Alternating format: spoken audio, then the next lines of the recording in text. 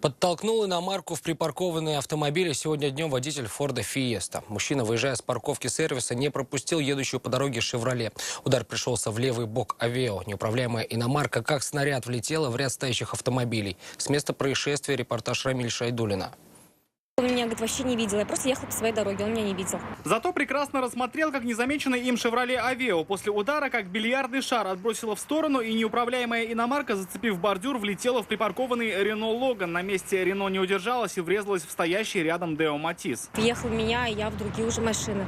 Не справился с управлением. Пожилой водитель «Форда Фиеста» выезжал из автосервиса. Как не заметил едущую по главной дороге машину, сказать не может, но вину свою признал. Удар он почувствовал. К слову, «Форд» получил в этой аварии минимальные повреждения. Куда больше досталось остальным 3 автомобилям. Но мужчина все равно очень переживал, в том числе и за реакцию дочери, которой и принадлежит автомобиль, за рулем которого он и был.